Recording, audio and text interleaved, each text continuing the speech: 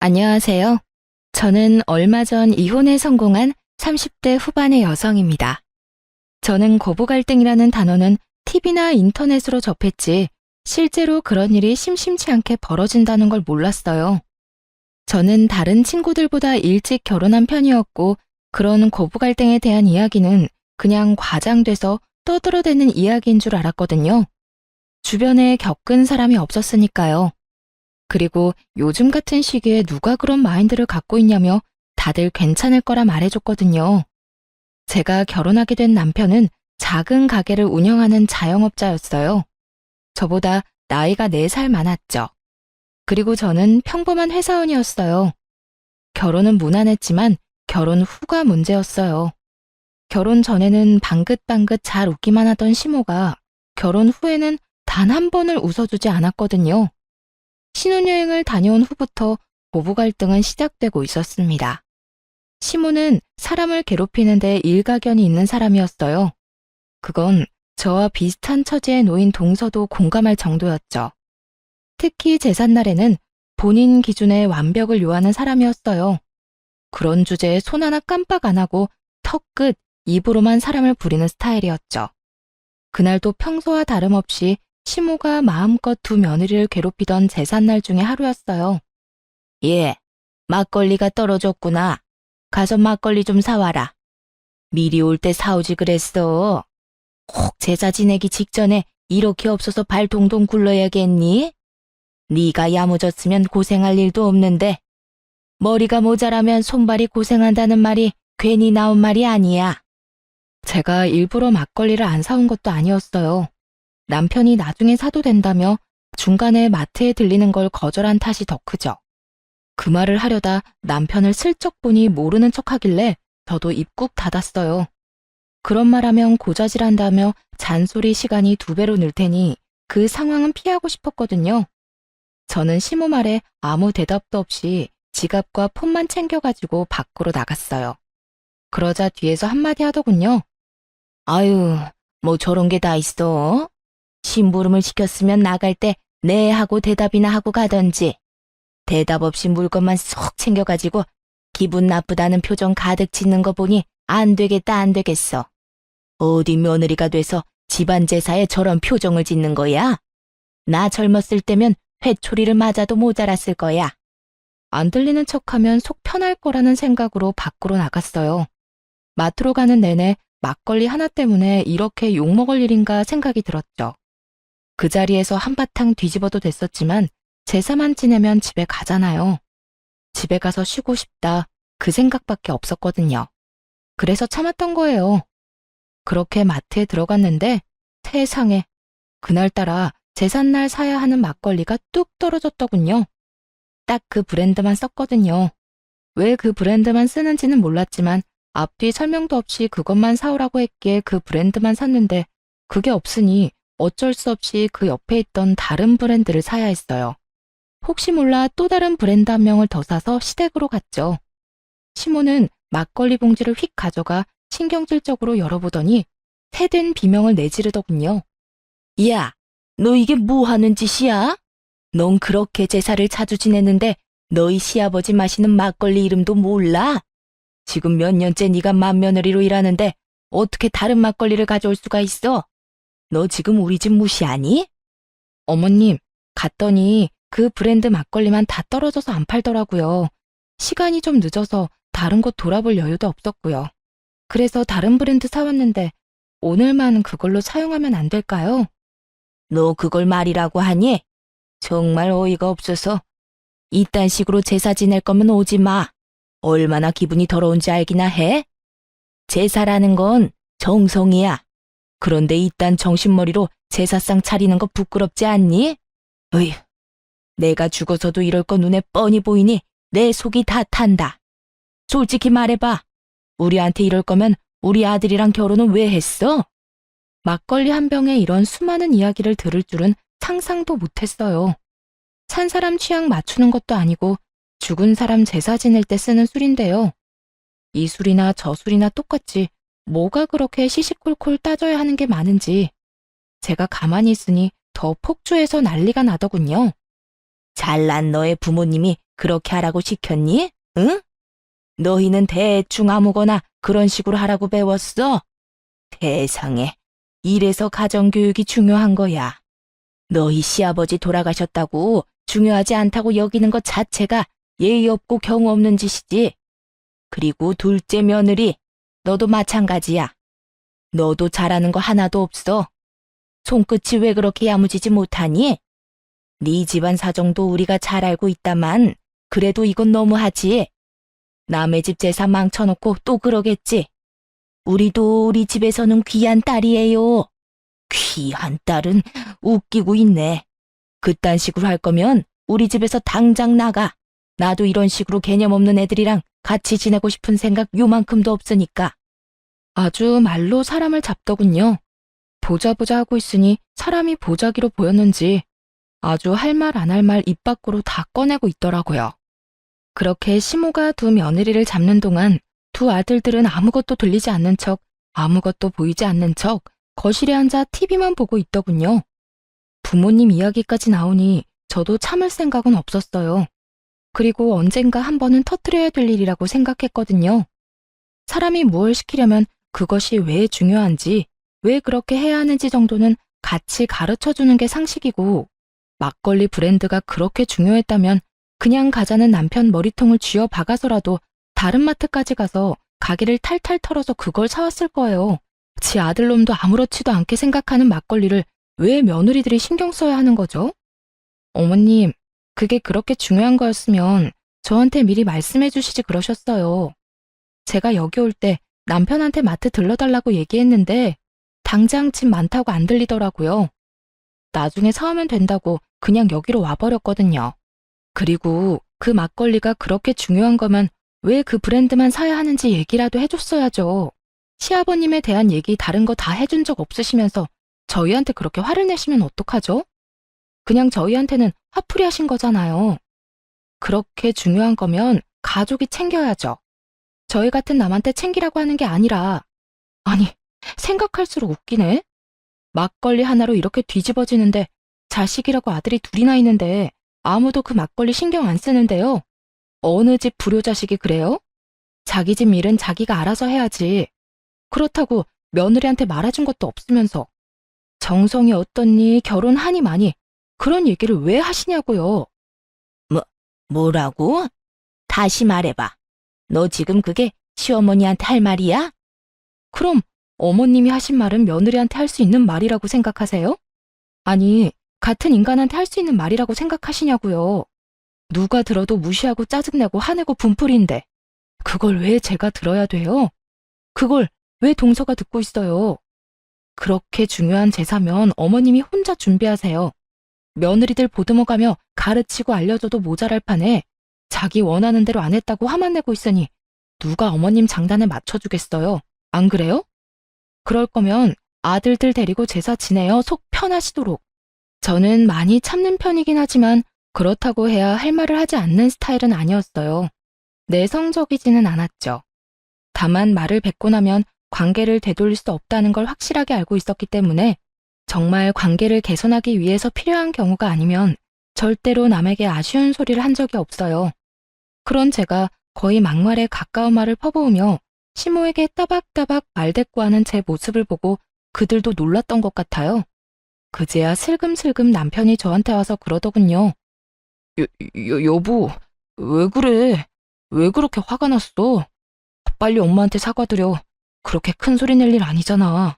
그냥 죄송하다고 하고 넘어가면 될 일을. 죄송하다고 하고 넘어가면 될 일이라고? 이게? 그래, 당신은 그렇겠지. 그러면 앞으로 당신이 제사 지내, 난 못 지내겠으니까. 입 있으면 말해봐. 내가 막걸리 사자고 했을 때 당신 뭐라 그랬는데? 그래놓고 어머님한테 내가 한 소리 들을 때 옆에 짜져가지고 한마디도 못했지? 그건 뭐야? 나더러 어머니 감정 쓰레기통 해주란 말이잖아. 내가 왜 그런 짓을 해? 그리고 당신도 그러는 거 아니야. 사람 앞에 두고 아닌 건 아니라고 얘기해줘야 되는 거지. 어머님이 나 혼낸다고 그 모든 게 당연한 것이라고 생각하고 그런 식으로 행동하는 거 나 기분 더럽거든? 당분간 제삿날에 나 찾지 마. 들으셨죠, 어머님? 제삿날에 저는 안 올 테니까 찾지 마세요. 사랑하는 두 아들이랑 잘 해보시던가요? 귀하지도 않고 결혼시킬 마음도 없었던 며느리한테 시키지 마시고요. 기분 나쁘게 왜 그래요? 시켜도 기분 더러우면 안 시키는 게 맞지. 그러니까 부르지 마세요. 네? 저는 그렇게 말하고 택시 타고 집에 와버렸어요. 화가 머리 끝까지 났죠. 게다가 부모 걸고 넘어지는 건 상식적으로 이해가 안 가잖아요. 그렇게 시모와 싸운 뒤 다음 제삿날이 다가오더군요. 그래서 몰래 동서에게 연락했어요. 동서, 몸은 좀 어때? 많이 안 좋지? 임신 초기에는 원래 많이 힘들잖아. 아, 형님, 그렇지 않아도 저번에 유산 한 번 하고 난 뒤라 걱정이 많아요. 게다가 요새 피비침도 심해서 누워있으면 괜찮은데 움직이기만 하면 몸이 안 좋으니 걱정이네요. 이번 제사는 어떻게 해야 할지. 형님은 진짜 안 오실 거예요? 나 안 가. 그쪽도 며느리 소중한 건 알아야 하지 않겠어? 몸이 너무 안 좋으면 병원 가서 진료 한번 받아봐. 유산한 적 있으면 유산 방지 주사 같은 것도 있을걸? 그리고 이번 제사는 쉬는 게 좋지 않을까? 나도 없는데 그 마귀알몸 잔소리 다 듣고 있으면 진짜 제정신으로는 못 버틸 거야. 몸이 안 좋은데 굳이 더 아프게 할 필요는 없잖아. 서방님한테 잘 말해봐. 알았지? 동서가 알겠다고 하더군요. 그리고 제사 당일에 병원에 다녀온 동서가 시모에게 전화를 한 모양이었어요. 유산 징후가 보여서 못 가겠다고요. 상황이 이쯤 되니 시모도 동서를 닥달할 수는 없었죠. 저는 미리 남편에게 통보한 상황이었고요. 나 오늘 제사 안 갈 거야. 약속 있어. 우리 부모님들이랑 식사할 건데 당신은 제사 지내러 가. 뭐? 갑자기 이게 무슨 일이야? 설마 저번에 어머니랑 싸운 것 때문에 그런 거야? 아, 제발 애처럼 굴지 말고. 누가 애처럼 군대? 먼저 애처럼 군 게 누군데? 그리고 나 아직도 화 안 풀렸어. 그건 당신한테도 마찬가지고. 시어머니한테 잔소리 내내 듣는데 안 들리는 척하느라 고생 많았겠어. 그건 내가 나서면 상황이 더 복잡해지니까 그랬지. 그랬어 봐. 어머니가 또 뭐라고 그랬겠어? 그러니까 본인이 잔소리 듣는 건 싫어서 마누라 잔소리 듣게 만들었다는 거잖아. 그런 소리가 아니잖아. 나한테는 그 말이거든? 어쨌든 안 나가니까 둘이 알아서 해. 왜 둘이야? 동서도 못 간대. 유산방지 주사 맞고 병원 입원한대 당분간. 그러면 당신이라도 가야지. 안 간다는 말 못 들었어?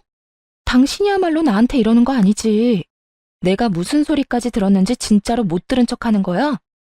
우리 부모님 이야기까지 나왔거든? 아무리 그래도 정도가 있지. 내가 당신한테 우리 집에 못한다고 뭐라 한 적이라도 있어? 주는 대로 받는 법이야.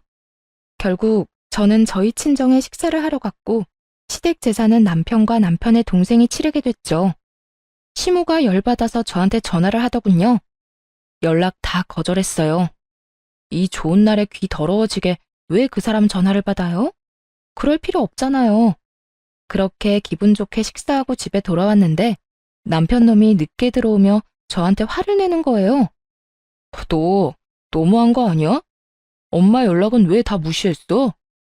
그럼 전화 받아서 좋은 말 하실 거였어? 분명히 화낼 텐데 내가 왜 그 소리 또 들어야 하는데? 우리 부모님 계신 곳에서 내가 스피커폰으로 시어머니한테 욕 듣고 있었으면 당신 기분이 어땠겠어? 야, 그 말이 아니잖아. 그냥 좀 달래주고. 뭘 어떻게 달래주고 얼러줘. 그건 당신 일 아니야? 당신 어머니잖아. 그리고 막말로 이 씨네 집 제사를 생판 남이었던 우리가 지내주는데 시어머니가 저런 식으로 나오면 당신이 중간에서 막기라도 해야 하는 거 아니야? 그때는 가만히 있다가 자기 발등에 불 떨어지니 이제 와서 나한테 해결하라고? 그래도 이렇게 안 올 게 아니라 와서 뭐라도 하면서 나한테 협조를 구했으면 어머님이 뭐라 했는지 기억도 안 나? 이럴 거면 필요 없다고 했잖아. 며느리고 뭐고. 그럼 내가 갈 필요가 뭐 있어? 장성한 아들이 둘인데. 오늘도 잘했으니까 다음에도 둘이서 잘하면 되겠네. 다음에도 제사 음식 만들 생각하니 뒷골이 땡긴 모양인지 남편이 저한테 그러더군요. 무조건 내가 막아줄게. 그러니까 제삿날은 빼지 마. 응? 내가 무조건 어머니가 그런 말 못하도록 막을게. 남편의 시도가 잘 먹혔는지 시댁에 가서 시모가 나쁜 말이라도 할라치면 두 남편들이 적극적으로 시모를 말렸어요. 대놓고 아내를 편드는 건 아니었지만 그래도 신용이라도 하는 건 마음에 들었죠. 그리고 그런 분위기가 지속되니 시모도 분위기 보고는 서서히 잠잠해지더군요. 아들들이 잡혀 산다는 걸 눈치를 챈 모양이더라고요. 그렇게 시모와의 일이 어느 정도 마무리가 됐어요. 이제는 좀 편할 줄 알았던 제 앞날에 다시 먹구름이 낀 건 그로부터 2년 정도 지났을 때였어요. 그 전까지는 시모와 부딪힐 일 자체가 없어서 괜찮았는데 이번에는 남편에게 문제가 생긴 거예요. 여보, 이번 달 생활비가 안 들어왔는데 혹시 좀 더 기다려야 해? 어? 생활비. 요새 가게가 힘들어서 당분간만 당신 돈으로 생활비 해결 좀 해주면 안 될까? 가게 일 풀리면 다 갚을 테니까. 혹시 가게 많이 안 좋아? 무슨 문제라도 있는 거야? 그런 거 아니야. 요즘 가게 운영하는데 돈이 좀 많이 들어. 고장나는 기계도 많고 갑자기 목돈도 좀 나갔고. 매출은 그만큼 안 되는데 계속 돈만 나가니까 빚을 좀 졌어. 당신한테 말도 없이 미안해. 괜찮아. 가게 일이잖아. 당분간 생활비 걱정은 하지 마. 내가 내 월급으로 알아서 해결할 테니까. 너무 걱정하지 말고 가게나 잘 돌봐. 빨리 정상으로 돌아와야 안정되지. 그렇게 말하고 저는 남편을 위로해줬어요.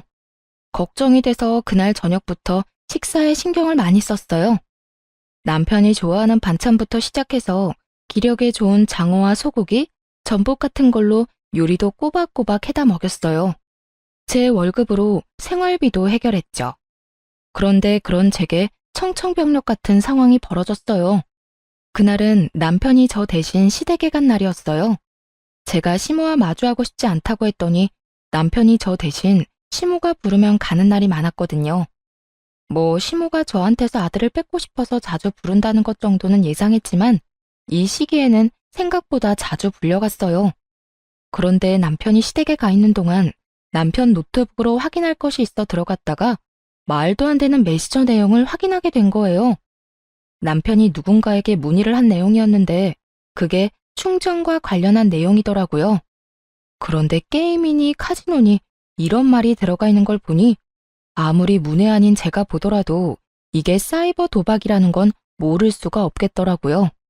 그걸 보는데 손이 덜덜 떨리는 것이 그때 생각하면 아직도 머리가 새하얘져요. 사실 저희 삼촌 중에 한 명이 도박하셨던 분이 있었거든요. 할머니 댁을 완전히 풍비박산을 낸 그분은 나머지 가족들에게도 들러붙어서 도박 자금을 마련하려고 했죠. 그때 부모님도 그 삼촌 때문에 고생을 많이 해서 도박이라면 치를 떠시거든요. 그런데 사위가 도박을 한다는 이야기를 들으면 어떻게 나올지 상상도 안 되더군요. 저는 남편에게 당장 전화해서 따져 물을 생각이었어요. 그런데 제 폰이 먼저 울리더군요. 상대방은 시모였어요. 네, 어머님. 넌 도대체 어떻게 되내니? 네 남편이 이렇게 아픈데도 아무것도 모를 수가 있어. 갑자기 그게 무슨 말씀이세요? 오늘 첫째랑 식사하러 왔다가 속이 안 좋다고 해서 병원에 들렀더니 간에 문제가 있다고 하잖아. 간경화란다. 너 아침밥도 안 먹이지? 밥도 제때 안 해주는 거지? 이것 봐. 내가 언젠간 너 이럴 줄 알았어. 도대체 어떻게 생활하길래 우리 귀한 아들이 아파?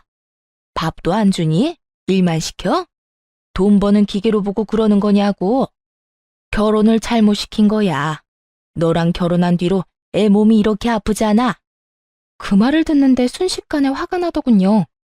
그 귀한 자식이 사이버 도박을 하는 줄도 모르고 아프다는 이유만으로 며느리한테 모든 게 네 탓이라고 말하는 시모를 보니 어이도 없고 짜증도 났어요.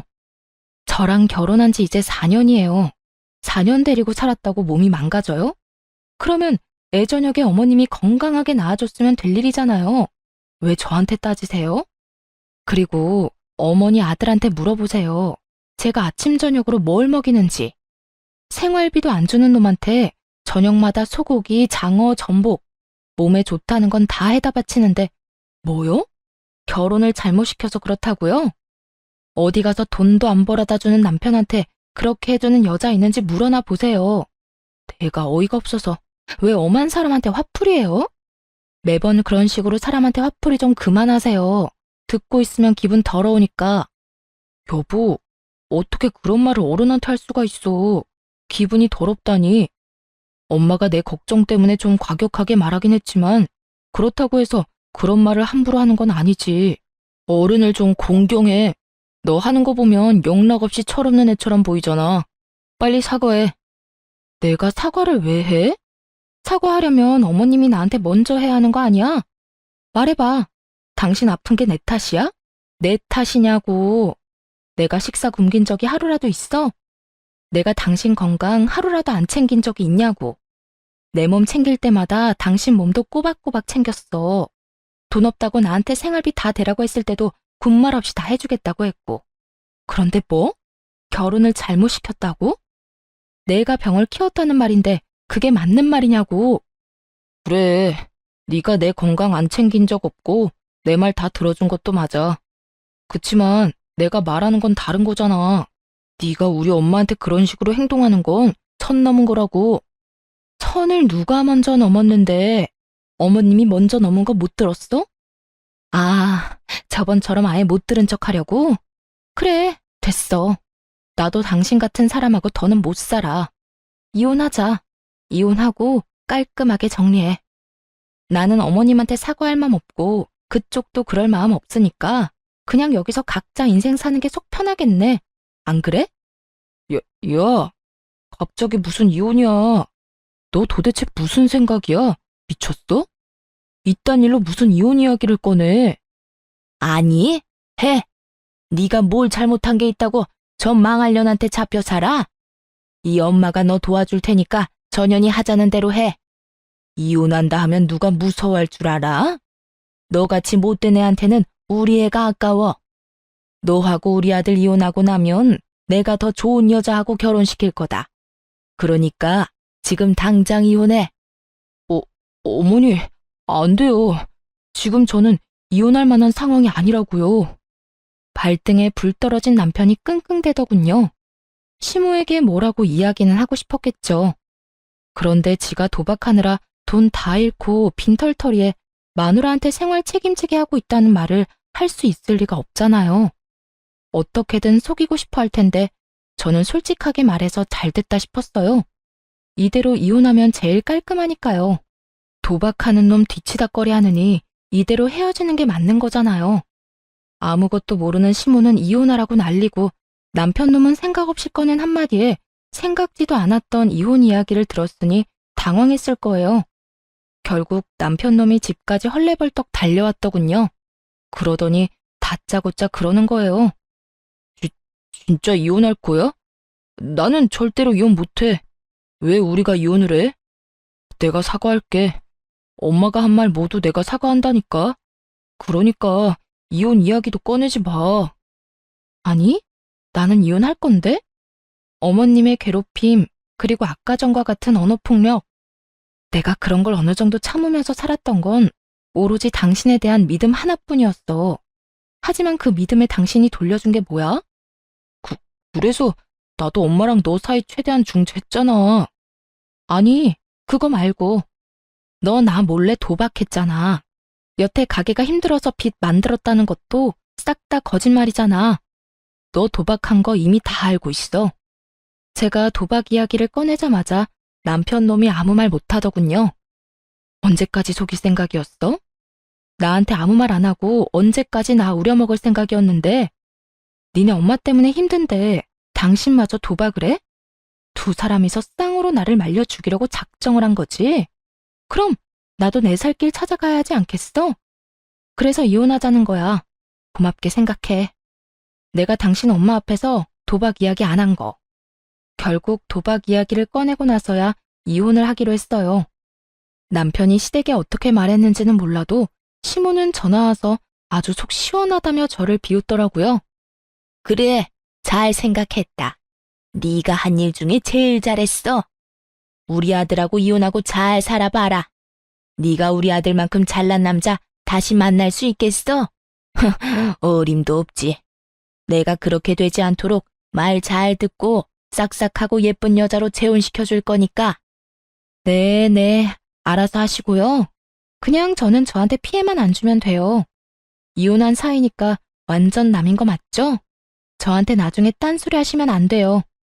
제 말이 허풍이라고 생각했는지 시모가 그러더군요. 피해? 네가 우리 아들한테 준 피해는 생각도 안 하지? 오냐, 내가 죽었다 깨도 너한테 연락할 일은 없을 거다. 우리 아들도 마찬가지고. 그렇게 전 남편과 이혼하게 됐네요. 도박 자금 마련해달라고 하기 전에 이혼하게 돼서 얼마나 다행인지 몰라요. 그런데 몇 달 지나지 않아 예전 동서가 잠깐 보고 싶다고 하더군요. 시모의 구박을 둘이서 함께 받은 사이였다 보니 생각보다 정이 많이 들어서 이혼 후에도 이래저래 연락을 지속하던 중이었어요. 동서는 반쪽이 된 얼굴로 저를 보자마자 하소연했어요. 형님, 저 더 이상은 못하겠어요. 어머님이 형님 나가고는 2배로 괴롭혀요, 2배로. 말만 하면 너는 첫째처럼 하지 마라. 너 지금 굉장히 첫째 며느리 같은 거 아냐? 아니, 내보냈으면 그냥 깔끔하게 잊고 살면 될걸. 왜 자꾸 매번 그걸 다시 상기시키려는 건지 이해가 안 돼요. 아, 진짜? 그 할망구도 여전하네. 이제 막 애 낳고 산후조리하는 애를 괴롭혔다고? 임신 중에도 그딴 말하고? 그것뿐이면 제가 말을 안 해요. 우리 친정엄마 어린 시절에 다쳐서 발 저는 거 알고 계시죠? 무슨 일만 생기면 그걸 그렇게 들먹여요. 이번에도 제가 애 낳고 몸 상태가 안 좋아서 좀 쉬엄쉬엄 하려고 하는데 딱 뒤에서 그러더라고요. 너도 네 애미처럼 절름발이냐고. 뭘 그렇게 느적느적거리냐고요. 저는 너무 놀라서 동서에게 되물었어요. 그런 말을 했다고? 할망구 드디어 미쳤네. 아니, 어떻게 말을 해도 그렇게 사람 신경 건드리는 말만 골라서 해? 부모 건드리는 건 예의가 아니지. 그렇다고 자기가 자식들을 그렇게 잘 키운 것도 아니고. 봐봐, 전 남편이나 도련님도 힘든 일을 도와주기를 해. 이런 일이 있을 때 막아주기를 해. 아이고, 동서만 불쌍하게 됐네. 그래서 그런데 제가 이혼 상담이라는 걸 좀 받아보고 싶거든요. 실제로 할 거라는 말은 아니고 상담해보고 저한테 유리하면 이혼을 하는 게 맞지 않을까 해서요. 이런 식으로 애 데리고 못 살아요.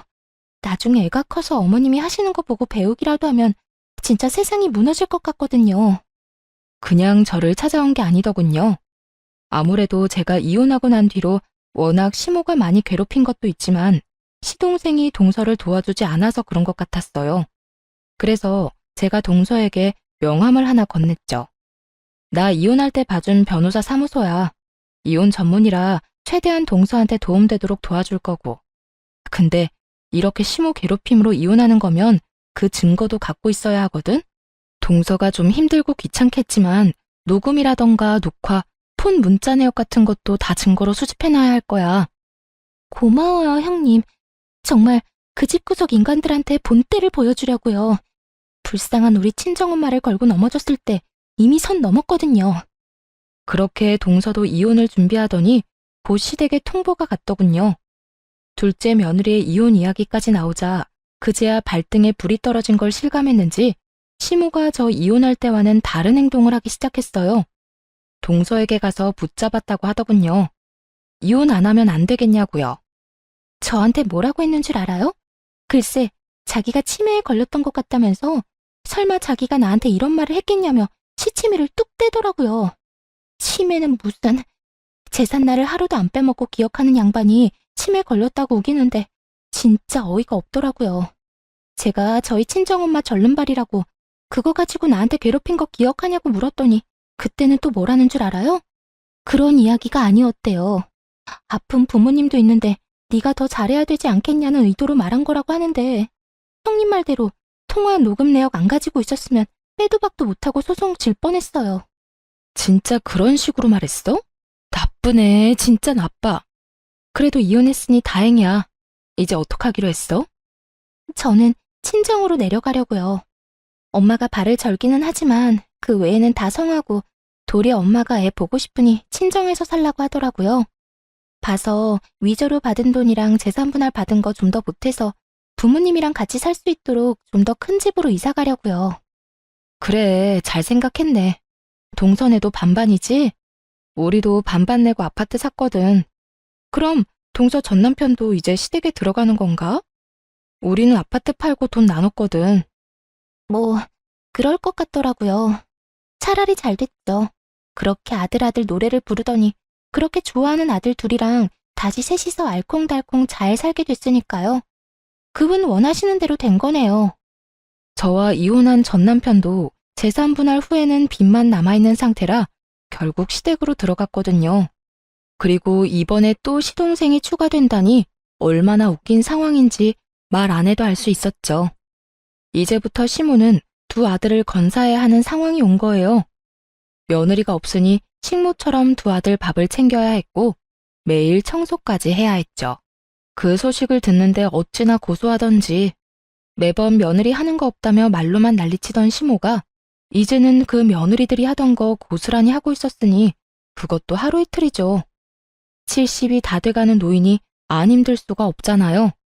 결국 자기 생각이 틀렸다는 걸 몸이 힘들고 나서야 인정한 시모가 동서에게 연락한 모양이었어요. 동서한테 얼토당토 않은 말을 했다더군요. 용서해줄 테니 돌아오라고요. 자기가 뭘 용서를 해준다는 말인지. 사람 괴롭혀놓고 도리어 자기가 용서해준다는 말을 하는 시모를 보며 아직도 제정신 못 차렸네 싶었어요. 그런데 동서가 저한테 시모가 연락 왔었다는 말을 한 뒤에 얼마 지나지 않아 시모가 저에게도 연락을 했더라고요.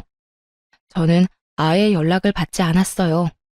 마지막에 저한테 연락하지 말라고 했을 때 죽었다 깨어나도 연락할 일 없다며 큰 소리 뻥뻥 친 게 시모였잖아요.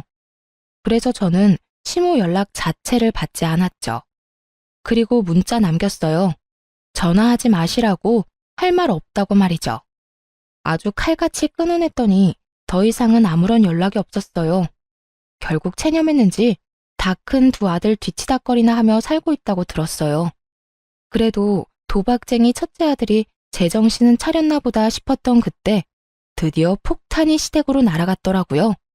저도 폭탄이 시댁에 떨어진 줄은 몰랐는데 다짜고짜 시모가 찾아오게 되면서 알게 됐어요. 야, 네가 우리 아들 돈 가로챘지? 우리 아들한테 돈 빌리라고 해놓고 빚 만들었잖아. 이 나쁜 년, 당장 안 나와? 현관문을 두드리며 문 앞에서 난리를 피우는 시모를 보며 아, 드디어 그 문제를 시모가 알았구나 싶었어요. 그런데 이번에도 또 제 탓을 하더군요. 이혼한 지 1년이 다 되어 가는데 말이죠. 저도 열받아서 문을 확 열었어요. 문 앞에 기대서 문을 두드리던 시모 몸이 뒤로 확 밀렸죠. 야! 죽일년, 네가 그랬지? 우리 아들한테 무슨 짓 했어? 이혼하기 전에 돈 다 빼먹고 애한테 빚만 남겨? 오냐? 이런 식으로 나오겠다 이거지? 왜 아무 상관없는 나한테 와서 이 난리예요? 연락 안 한다고 하지 않았어요? 무슨 일로 여기까지 와서 행패냐고요. 무슨 일? 네가 우리 아들 빚 만들어내놓고 이혼했잖아. 지금 집으로 독촉장이 몇 개가 날아오는 줄 알아? 우리 아들이 그런 짓을 할 리가 없지. 이게 다 네가 살림을 제대로 못해서 이런 거 아니냐. 그래서 아드님한테는 물어보셨어요? 딱 봐도 아들한테 말 안 하고 나한테 먼저 온 거네. 아들한테 물어보면 어떻게 돌아가는지 정확하게 알 수 있을 건데요. 하긴 그 인간이 진실을 말해줄 리도 없지. 그럼 잘 들으세요. 당신 귀한 아들 도박쟁이에요. 도박하느라 억대 빚을 지고 나한테 생활비며 집안에 드는 돈 다 맡긴 인간이에요. 이제 아시겠죠? 그 독촉장도 다 도박 빚지고 못 갚아서 날아온 거라고요. 도박? 우리 아들은 절대 아니야. 집에서 한 발짝도 밖으로 안 나가는데 무슨 도박이야? 네가 우리 아들한테 덮어 씌우려는가 본데? 요즘에 누가 도박을 밖에 나가서 해요. 사이버 도박이라고 인터넷으로 하는 거 있어요. 궁금하시면 주변 사람 도움받아서 알아보시던가요. 여하튼 저한테는 아무 문제 없어요. 저는 그 사람 빚지기 시작할 때 이미 이혼한 상태고 도박 빚에 대해서는 갚아줘야 할 의무도 없고요. 이제 그 사람 가족은 제가 아니라 그쪽이잖아요? 제 말에 시모 얼굴이 하얗게 질리더군요.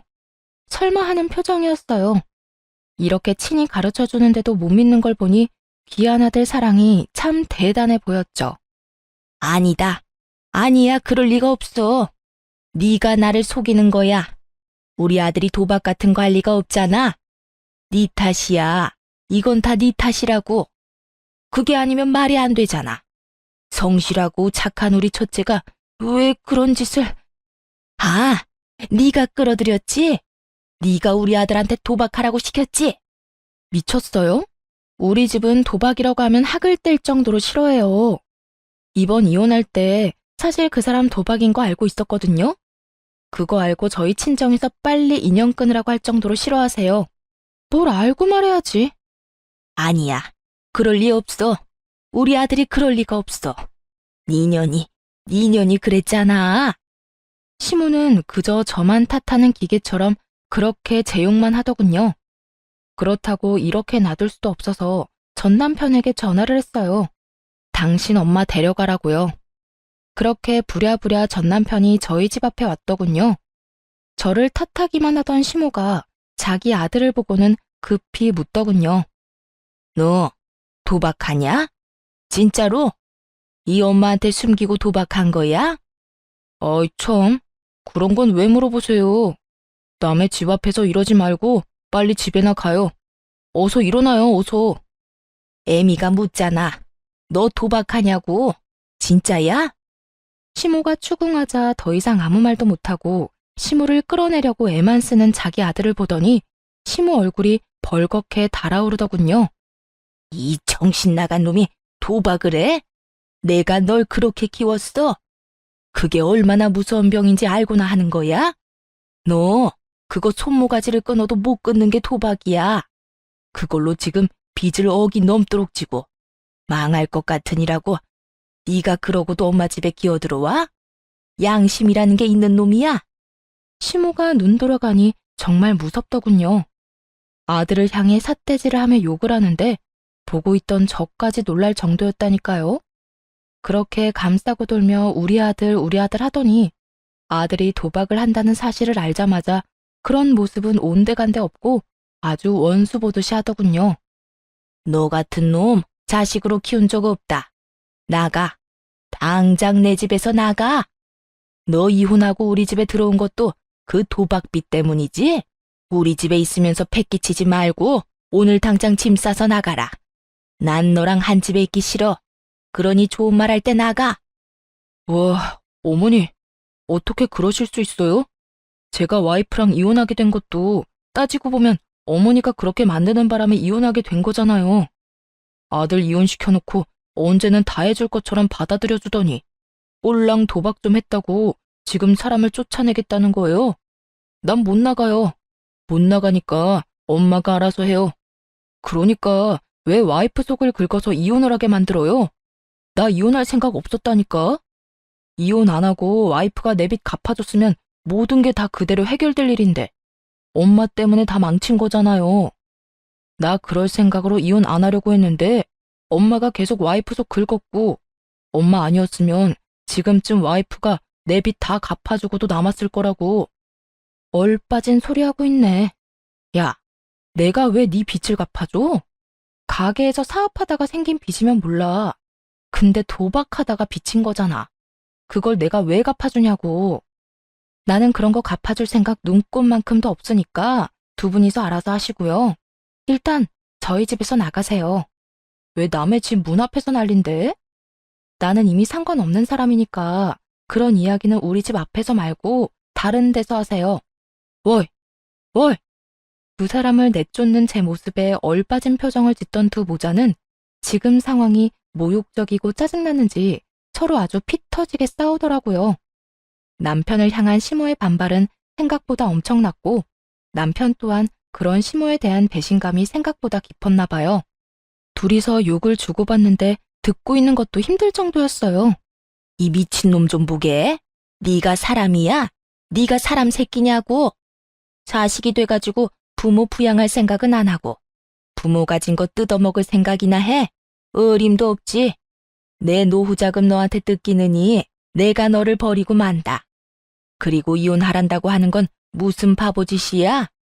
네가 싫었으면 끝까지 버텼으면 될 거 아니야. 너도 좋다고 이혼해놓고 이제와 내 탓을 해? 에라이 천하에 몹쓸 것. 몰라요. 모르겠으니까 엄마가 내 빚 다 갚아줘요. 어차피 내 주소도 엄마네 집 앞으로 돼 있어서 엄마 집도 차 앞 들어갈 거예요. 그러니까 집 잃기 싫으면 그냥 얌전히 내 돈이나 갚아달라고요. 적반하장이라는 말이 참 잘 어울리더군요. 게다가 이혼하고 나니 뻔뻔함도 늘었고요. 이혼하고 나서 저런 모습을 알게 돼서 정말 안도의 한숨을 내쉬었어요. 그리고 그 뻔뻔함의 수치만큼 시모의 혈압도 덩달아 올라갔죠. 이놈이 이러고도 지금 돈 갚아달라는 말이 나와? 야, 네가 망친 놈 다시 데려가. 나는 이딴 놈 자식이라고 인정 못한다. 다 알면서도 이혼한 네가 제일 나빠. 얼른 이놈 다시 데리고 가. 결국 시모는 이번에도 또 제 탓을 하더군요. 제가 도박하라고 들이민 것도 아니고 제가 도박을 하면서 물들인 것도 아닌데 말이죠. 무조건 아들 못난 점은 며느리가 잘못한 거, 아들 잘난 점은 자기가 잘한 거. 이런 식으로 생각하고 있는 시모를 보니 딱하기 그지없더라고요. 이미 반품한 지 오래됐는데 이제와 다시 가져가라니. 공짜로 준대도 다시 안 받을 건데 말이죠. 저한테 아들 돌려달라고 난리치신 게 어머님이세요. 이제 와서 데려가라 한들 원래부터 어머님 거였는데요. 그렇게 애지중지하던 착하고 대단한 아들 데려가서 예쁘고 착하고 뭐라더라? 완벽한 여자 만나서 재혼시켜준다고 하셨죠? 꼭 그렇게 하세요. 저는 한번 당해봤으니 다른 사람한테 기회 드릴게요. 혹시 모르죠? 재산 다 잃고 도박 빚만 산더미라도 좋아해줄 여자 어디 있을지. 정상적인 사람이라면 도박에 도자만 들어도 도망가겠지만 그렇게 귀한 아드님이잖아요. 어머님처럼 맹목적으로 사랑해줄 사람 있을지도 모르죠. 한껏 빈정거리는 제 말을 듣고 시모는 그 자리에 힘없이 주저앉더니 아주 아파트 떠나가라 곡소리를 내더군요. 아이고, 내가 말년에 복이 없어서 이렇지. 어디서 여우 같은 며느리 떼어냈더니 자식놈이 사고를 치네. 아이고 내 팔자야. 이제 어쩌면 좋아. 한이 가득 담긴 목소리만 들으면 진짜 억울한 사람처럼 보이더군요. 지금 이 상황이 모두 자기가 만든 결과인데도 말이죠. 며느리인 저를 괴롭히지만 않았어도 저 빚더미 골칫거리를 떠안게 될 일은 없었을 테니까요. 만약 조금이라도 이혼하는 게 늦어졌다면 전 남편의 짜증나는 생각대로 됐을 가능성이 높았겠죠. 제가 남편 빚을 갚아주는 상황이요. 제자리로 돌아왔으니 저는 이제 이 집구석이랑은 관련 없는 사람이지만요. 좀 그만하고 일어나요. 언제까지 여기서 창피하게 이러고 있을 건데요. 빨리 일어서요. 자신을 일으켜 세우는 아들놈의 손을 탁 내친 시모가 자기 아들을 잡아먹을 것 같은 눈을 하고 자리에서 일어나 엉덩이를 툭툭 털며 경고를 날리더군요. 똑바로 들어. 나는 절대로 도박하는 놈 집에 못 들여놔. 빚 갚기 전까지 우리 집에 들어올 생각도 하지 마. 알아들었어? 그러더니 시모 혼자 뒤뚱뒤뚱 걸어가더군요. 전 남편은 아무 말도 못한 채 그저 시모 뒷공무니만 쫓고 있고요. 빚진 거마저 제 탓이라며 우리 집에 와서 온갖 분란만 만들어 놓고 돌아갈 때 사과 한마디도 없는 둘을 보니 참 똑같구나 싶었어요. 얼마나 제 탓이 하고 싶겠어요? 근데 정작 제 잘못이라고는 없으니 뱉어낼 말도 없는 거겠죠. 그렇게 돌아간 두 사람의 앞에 기다리고 있던 건 슬픈 고난의 길뿐이었더라고요. 전 남편이 뭐라고 시모를 설득했는지 모르겠지만 결국 시댁집을 팔았다더군요. 그리고 월세로 이사를 갔더군요. 시댁집 판 돈으로 도박 빚을 갚으려는데 그걸 전 남편이 홀라당 다시 도박에 날려버렸다네요. 그거 알고 시모가 전 남편을 두들겨 패면서 욕을 한 바가지를 했답니다. 그게 어떤 돈인데 그걸 또 도박에 쓰냐고. 그러게 왜 남편한테 그 돈을 쥐어줬는지 알다가도 모를 일이죠. 동서한테 들은 이야기인데 전 남편 동생도 자기 형이 도박한다는 걸 알고는 아무도 모르게 시댁에서 짐 빼서 나가버렸다고 하더라고요. 자기한테 도박빚 갚아달라고 할까봐 미리 손절한 게 틀림없어 보였어요. 결국 전 남편의 도박 여파는 시모에게 모두 떠넘겨졌고 시모는 모아두었던 짜투리 노후 재산마저 모조리 털릴 위기에 처하자 월세방 내놓고 본인 동생 집으로 피신했다고 하더군요. 그 뒤에 일어난 일은 뻔하죠. 돈 못 갚은 전 남편은 개인 회생과 파산을 신청했다는데 결국 파산은 법적으로 도박 빚은 안 된다고 하고 개인 회생은 원금을 모두 탕감하는 조건으로 회생 신청이 된다고 했대요. 이거 믿고 빚을 그만큼 진 것 같은데 결국은 모조리 갚아야 한다는 말을 듣고 절망한 건지 뭔지는 모르겠지만 뺀질나게 시모 찾아갔다고 하더군요. 그런데 시모는 그렇게 귀하다며 아끼던 아들을 2번 다시 만나주지 않았다고 하고요. 자기는 도박하는 자식 낳은 적도 없고 그런 자식은 자기 아들이 아니라며 시모 본인 동생에게 이야기했대요. 그러면서 이대로 요양원 들어가서 죽을 때까지 거기 있는 게 낫겠다는 말까지 했다니 얼마나 자기 자식이 꼴도 보기 싫었으면 그런 말까지 했겠나 싶더라고요. 진짜 고부 갈등으로 이혼한 게 천만다행이라는 생각이 들 정도로 시댁의 몰락은 처참했어요. 시모는 모르겠지만 시모의 괴롭힘 덕분에 전 남편과 빠르게 손절할 수 있었던 저는 솔직히 하늘이 도왔다고 생각하거든요. 사연글을 쓰고 있는 동안에도 그때의 일을 떠올리면 다행이라는 생각이 들 정도죠. 당시에는 괴로운 일이었지만 지금은 아무렇지 않으니 함께 즐겨주셨으면 좋겠어요. 지금까지 제 사연 들어주셔서 감사합니다. 행복한 하루 되세요.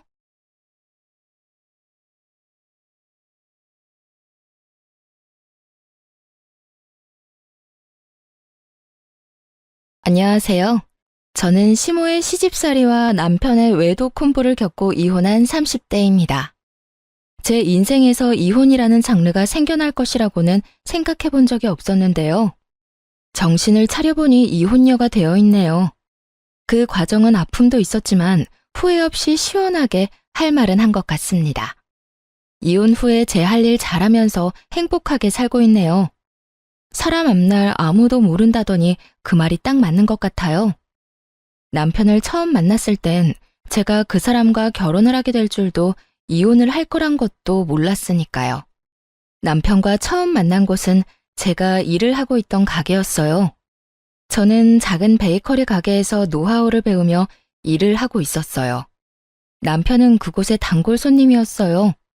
하루가 멀다고 가게에 오는 남편과 자연스럽게 얼굴을 익히게 되었고 반갑게 인사 정도 나누게 되었죠.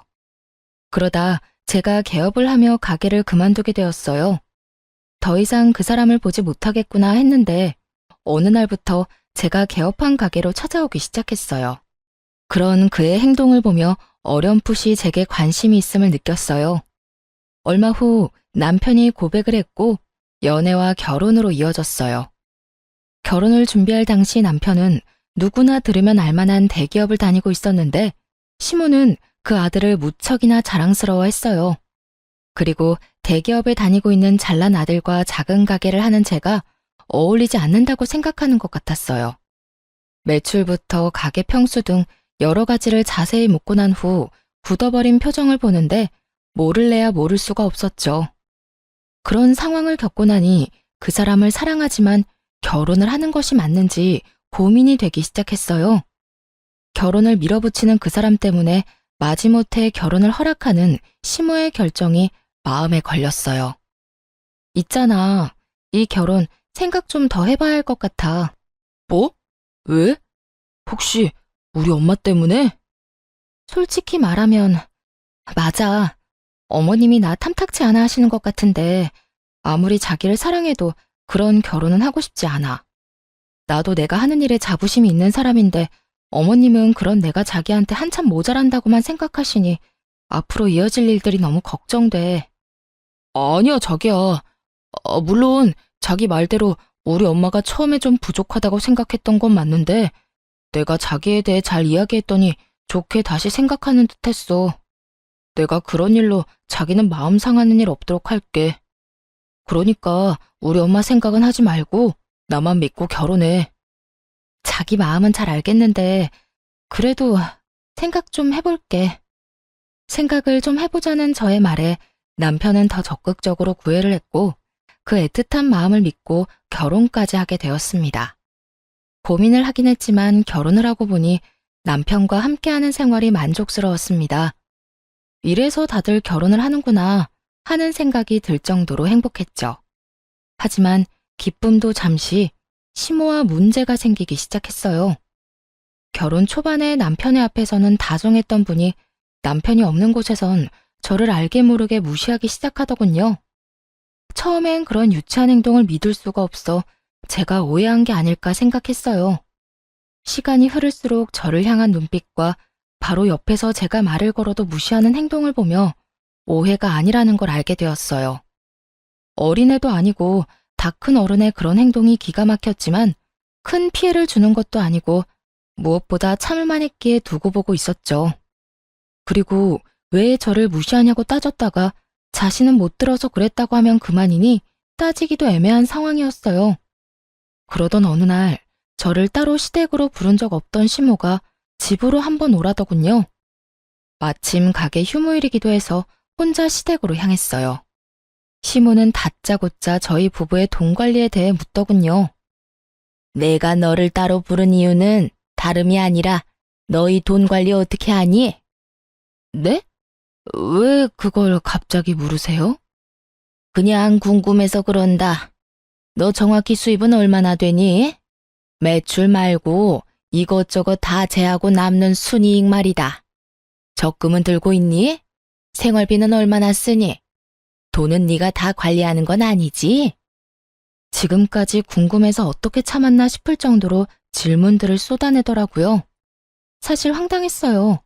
부모로서 궁금할 수도 있다고 생각하긴 하지만 이런 식의 막무가내 질문은 기분이 좋지 않더라고요. 무엇보다 따지듯 묻는 시모의 말투가 기분이 나빴고요. 제가 선뜻 아무런 대답도 하지 않자 시모는 그럴 줄 알았다는 듯 언성을 높이며 저를 남편의 돈으로 사치나 부리는 여자로 몰아가더군요. 내가 너 이럴 줄 알았어. 너 우리 아들이 벌어다 준 돈 막 쓰고 살지? 그러니까 내 말에 하나도 대답 못하는 거 아니야. 기가 막혔죠. 저요, 적금도 충분히 들고 있었고 시모의 말처럼 사치 부리지도 않았어요.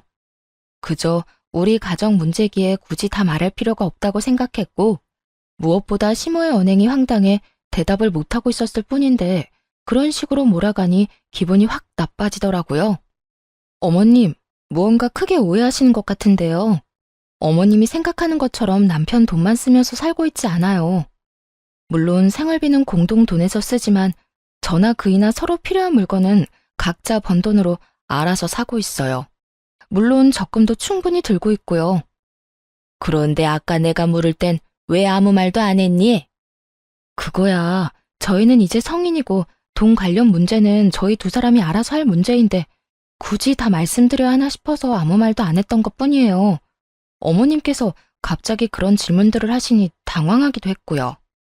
저는 충분히 잘 설명했다고 생각했는데 시모는 제 말을 제대로 듣지도 이해하지도 못한 듯 했어요. 제 말이 끝나자마자 불같이 화를 내더군요. 너 지금 말 다 했니? 정말 말 웃기게 하는구나. 네 남편이기 전에 내 아들이다. 그런 귀한 내 아들이 힘들게 번 돈 어디에 어떻게 쓰는지 엄마가 궁금할 수도 있는 거야. 그러니 당연히 대답해줘야 할 거 아니야. 막무가내로 대답할 것을 요구했고 이때 저는 앞으로의 원만한 결혼 생활을 위해서라도 확실하게 짚고 넘어가야 한다고 생각했어요. 웬만하면 좋게 넘어가고 싶었지만 여기서 지고 들어가면 앞으로도 우리 부부 생활의 모든 부분을 간섭하실 것이 분명해 보였으니까요. 결혼 전까지는 어머님의 아들이기만 했지만 이제 제 남편이기도 하죠. 시기상으로 따지면 어머님 아들이 먼저겠지만 중요한 걸로 따지면 이젠 그렇지도 않고요. 다시 한번 말씀드리는데 생활비, 제 수입, 남편의 월급 그 모든 건 저희 부부의 일이고 일일이 어머님께 다 말씀드릴 필요 없다고 생각해요.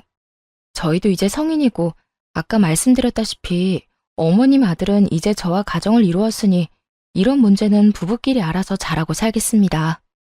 아, 그러니까 너희가 알아서 할 테니 이 늙은이는 신경 쓰지 말라. 이 뜻이니? 네가 이렇게 나오니 더 의심하는 거야.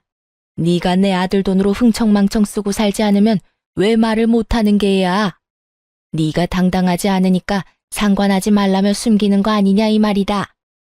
마음대로 생각하세요. 어차피 제가 뭐라고 하든 그대로 믿지도 않으실 거잖아요. 시모는 며느리가 자세히 이야기하는 대신 우리 일에 간섭하지 말라고 하니 저를 당신 아들 돈이나 흥청망청 쓰는 여자로 몰아갔어요.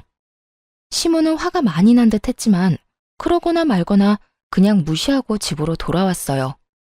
저 역시 화가 많이 난 것은 마찬가지였으니까요. 결혼할 당시 양가에서 받은 도움도 없었고 그렇다고 남편보다 부족하게 결혼 준비를 한 것도 아니었어요. 그런데 시모는 저희 결혼에 자신이 아주 큰 도움을 주었으며 저는 맨몸으로 시집와 남편 돈이나 탐하는 사람으로 대하고 있었죠. 저희 부부의 돈 관리에 대해 알고자 하는 그 마음이 이해가 되지 않았어요. 그날 밤 저 혼자 해결할 수 있는 문제가 아니라고 생각하고 남편에게 그날의 일을 모두 알렸어요. 여보, 어머님이 오늘 나를 집으로 따로 부르시더니 내 수입부터 시작해서 우리 돈 관리는 어떻게 하고 있는지 물으셨어. 내가 너무 당황해서 아무 대답도 못하고 있으니까 나보고 뭐라고 하신 줄 알아? 당신이 벌어다 준 돈 흥청망청 쓰고 있는 거 아니냐고 오해하고 버럭 화를 내시더라니까. 그래? 별일도 아닌데 그냥 대답 좀 해주지 그랬어. 괜히 엄마 기분만 상하게 만든 거 아니야? 당신 말대로 별거 아닌 문제일 수도 있지만 별거인 문제가 될 수도 있어. 엄연히 우리 가정일인데 어머님 기분 상할까봐 일일이 다 보고하면서 간섭받으면서 살 거야? 지금 이 상황 당신이 생각하는 것만큼 간단한 문제가 아니라고. 나는 모르겠으니까 당신이 알아서 해. 당신이랑 엄마 사이에서 귀찮아지는 거 딱 질색이야. 그러니까 당신이 알아서 하고 나한테는 아무 말 하지 마.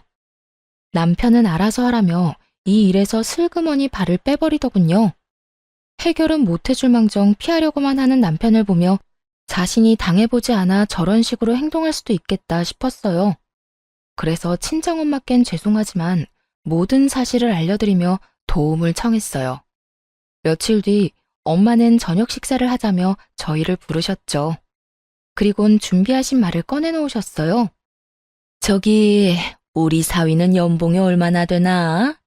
뭐 대기업 연봉이 높으니 우리 딸 굶기지는 않을 만큼 버는 건 알긴 하지만 요즘 워낙 경기가 좋지 않아 내가 걱정이야. 희망퇴직 이런 거 하라고는 안 해? 그리고 혹시 돈 관리는 누가 하는지도 물어봐도 될까? 아니, 혹시 우리 딸이 생활비 눈치 보고 사는 건 아닌가 걱정이 돼서 말이야. 엄마는 시모가 내게 그랬던 것처럼 돈에 관한 질문을 했어요. 남편은 그런 엄마의 끝없는 물음에 크게 당황하는가 싶더니 주섬주섬 대답을 하더군요. 그렇게 불편한 저녁 식사 시간이 끝나고 남편은 그런 간섭이 상대방에게 얼마나 무례하고 곤란한 일인지 뒤늦게 깨달은 듯 했어요. 집으로 돌아오자마자 시모에게 전화를 걸었으니까요. 엄마, 앞으로 집사람한테 생활비 수입같이 돈 관련 이야기는 묻지 마. 갑자기 그 이야기는 왜 꺼내? 무슨 일이 있었니? 왜 이러긴. 진작 말해야지 했는데 오늘에서야 이야기하는 것뿐이야. 엄마는 그저 궁금해서 물어봤을지 몰라도 듣는 사람은 얼마나 기분 나쁘고 곤란하겠어? 그냥 궁금해서 그랬지. 우리 아들이 얼마나 버는지, 우리 며느리 가게는 어떤지 하고. 엄마가 궁금해하는 걸 이해 못하는 건 아닌데 입장 바꿔서 장모님이 나한테 그런 식으로 일일이 간섭한다고 생각해봐. 그러니까 앞으로는 그런 건 묻지도 궁금해하지도 말아요. 우리가 알아서 다 잘하고 있으니까. 남편은 단호하게 시모의 간섭을 막아버렸고 아들에겐 상냥하게 그저 궁금해서 그랬다며 앞으로 그러지 않겠다던 시모는 저에겐 180도로 태세를 바꿔 본격적으로 트집을 잡기 시작했어요. 온갖 트집 중에 가장 짜증이 나는 건 제가 입고 들고 신는 것에 관한 것이었어요.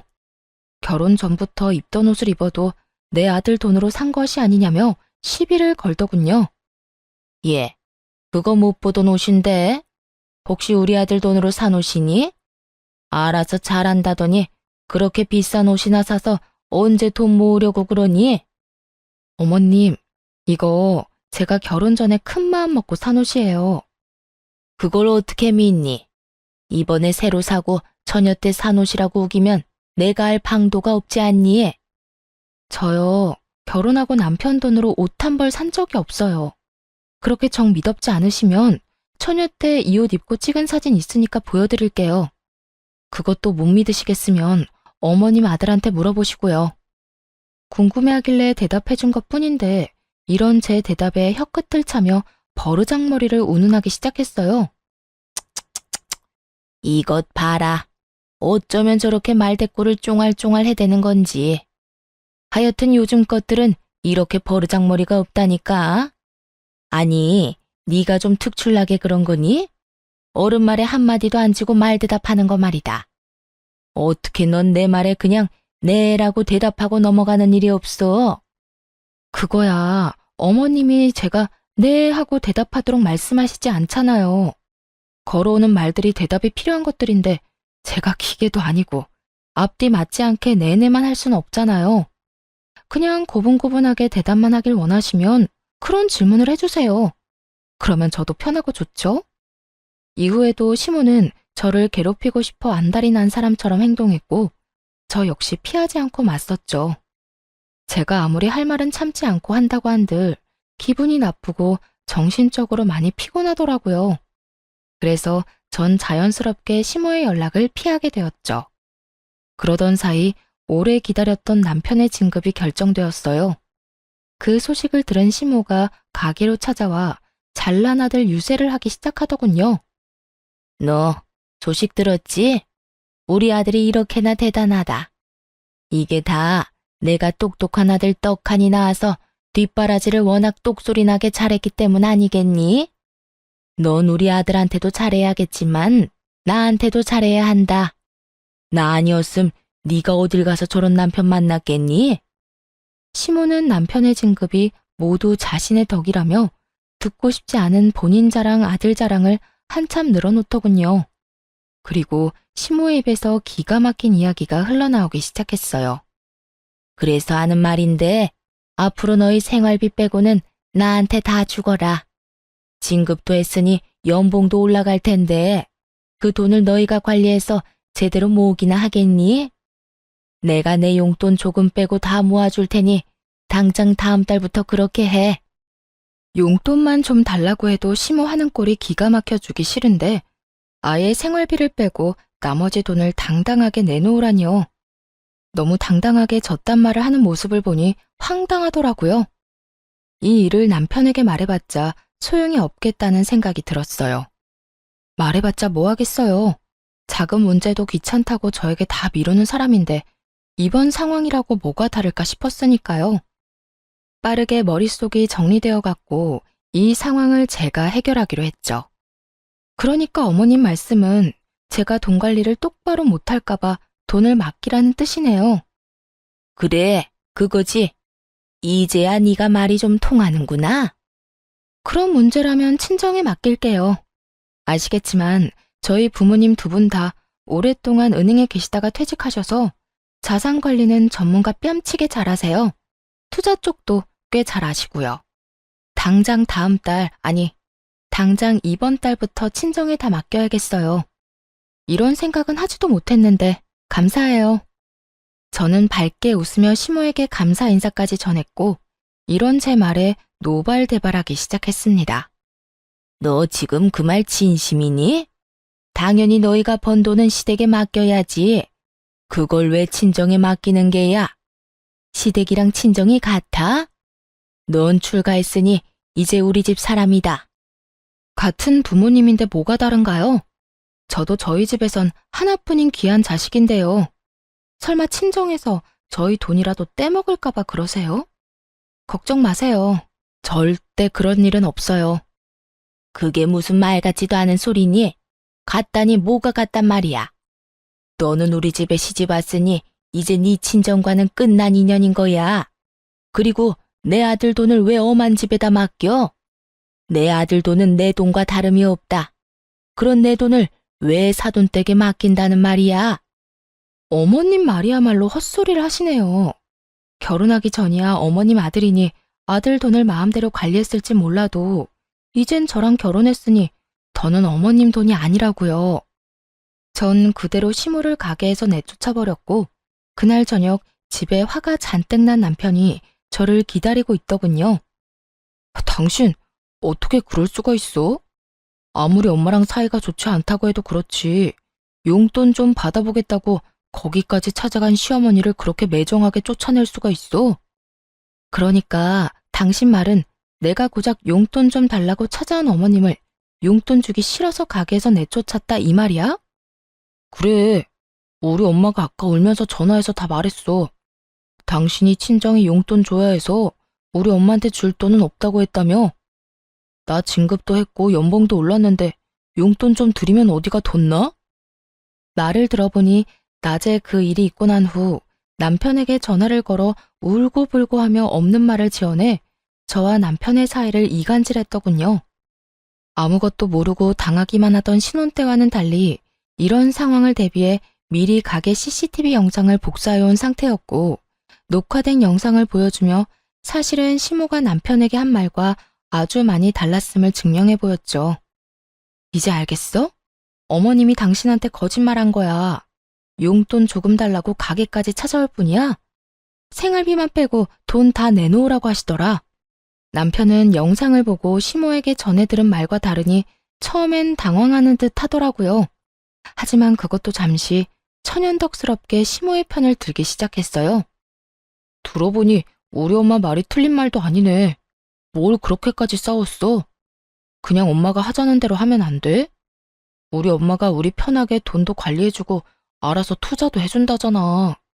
우리한테 나쁜 일도 아닌데 왜 이 난리인지 모르겠다 정말. 정말 모르겠는 사람이 누군데 아무렇지 않게 말하는지 이해가 되지 않았어요. 시모가 투자 전문가도 아니고 시모에게 돈을 맡기는 것을 왜 이리도 당연하게 생각하는 것인지 여러분께서는 이해가 되시나요? 제 머리로는 도무지 이해가 되지 않았지만 남편과 시모의 말도 안 되는 논리에 따라주기로 했죠. 아, 그래? 그러면 당신 월급은 어머님한테 맡겨. 내가 번 돈은 우리 엄마한테 맡길 테니까. 그러면 공평하지? 뭐라고? 당신이 번 돈을? 그래. 당신은 당신 엄마한테 월급 맡겨. 난 내 수익 우리 엄마한테 맡길 테니까. 왜 진작 이 생각을 못했나 모르겠네. 큰 소리 날 것도 없이 각자 번 돈은 각자 부모님께 맡기면 깔끔한 일이잖아. 앞으로 이렇게 하자. 그러면 됐지? 제 말이 끝나자 남편은 그건 절대 안 된다며 난색을 보이더라고요. 당시 제가 운영하는 가게의 레터링 케이크와 수제 쿠키가 인기를 얻어 주문이 밀린 만큼 바빠졌고 자연스럽게 매출이 많이 올라 저의 수익이 남편의 월급을 넘기는 달이 많아지고 있었기 때문이었죠. 자신이 버는 돈을 시댁에 맡기는 것은 괜찮지만 나날이 늘어가는 제 수익을 친정에 맡기는 것은 싫었던 것이었어요. 당황한 남편은 속사포 랩을 하며 생각해보니 제 말이 다 맞는다며 변명을 하기 시작했어요. 그건 안 돼. 그게 얼만데 그걸 남을 맡겨? 남? 지금 우리 부모님을 남이라고 한 거야?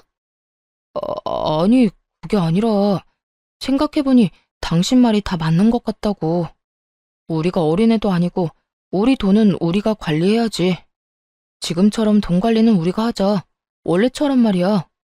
우리 엄마한텐 내가 이야기할 테니까 당신도 방금 말은 없던 걸로 하기다. 알겠지? 남편의 말을 듣고 있는데 어이가 없어 말문이 막혔어요.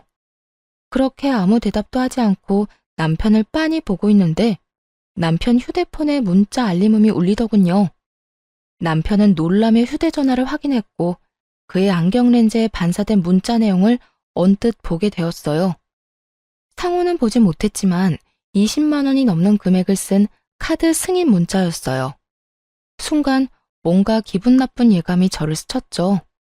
남편에게 문자가 온 것이라면 남편의 카드를 썼다는 것일 텐데 남편은 저와 이야기를 나누고 있었으니 그 어떤 것도 결제할 틈이 없었죠. 거기에다 자동 결제라 하기에도 저녁 10시가 넘은 시간이라 그 시간에 자동 결제가 될 일도 없었고요. 카드 승인?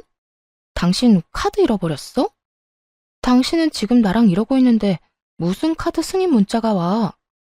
나는 혹시나 하는 마음에 남편에게 물었고 크게 당황하는 듯 하다가 대답하더군요. 잃어버린 게 아니라 엄마한테 꼭 필요한 거 있으면 쓰시라고 한 장 줬어.